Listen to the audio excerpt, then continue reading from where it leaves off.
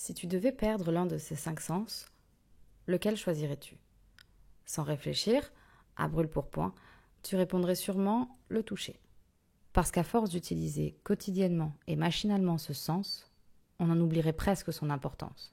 Pourtant, c'est notamment grâce au toucher que l'on peut interagir avec le monde extérieur et en jouir.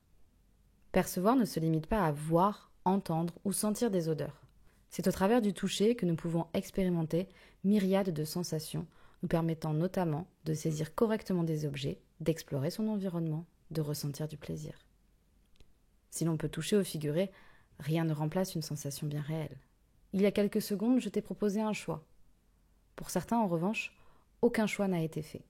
Ils ont perdu, sans le vouloir, le sens du toucher, notamment après un traumatisme.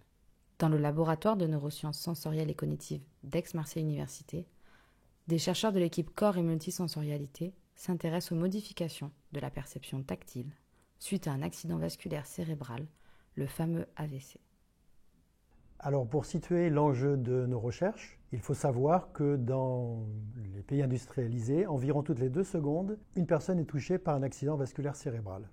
Il faut se souvenir que lorsqu'on touche un objet, par exemple, eh bien, les informations tactiles qui proviennent des récepteurs sont traitées dans une région du cerveau qui est une région spécialisée.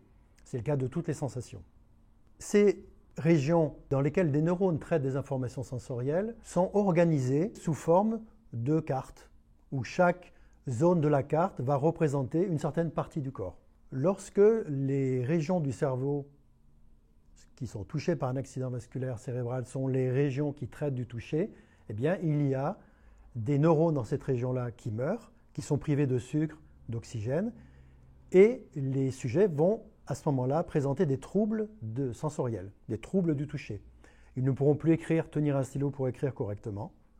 Ils ne pourront plus saisir un objet ou un outil pour l'utiliser correctement. Ils ne pourront plus même utiliser un smartphone. Heureusement, l'organisation du cerveau est telle que les régions qui traitent spécifiquement du toucher et les autres régions du cerveau avec lesquelles elles sont en réseau, organisées en réseau, elles présentent ces régions-là une propriété de plasticité. C'est-à-dire qu'elles ne sont pas fixes et immuables. Elles peuvent se réorganiser. Et c'est la réorganisation graduelle de ces cartes qui va permettre aux patients, lentement, de récupérer les sensations du toucher.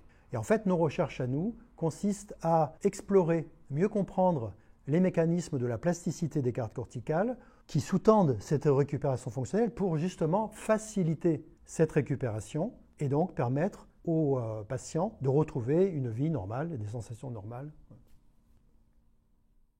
Après une lésion, on observe des modifications cérébrales qui concernent non seulement les aires périlésionnelles, les aires qui entourent la lésion, mais également des aires plus éloignées, à la fois dans le même hémisphère, voire dans l'hémisphère opposé. Alors on s'est longtemps intéressé dans cette équipe à la plasticité des aires entourant la lésion. Et actuellement, on s'intéresse plus particulièrement à la plasticité qui concerne l'hémisphère contralatéral, en se questionnant sur son rôle fonctionnel et son rôle dans la récupération fonctionnelle.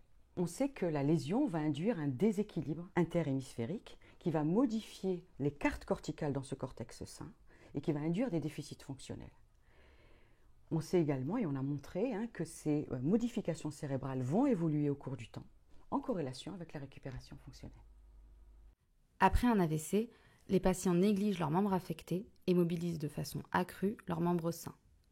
L'équipe souhaite étudier une thérapie applicable chez l'homme visant à rétablir un équilibre interhémisphérique en immobilisant le membre sain pour mobiliser de façon accrue le membre affecté par la lésion.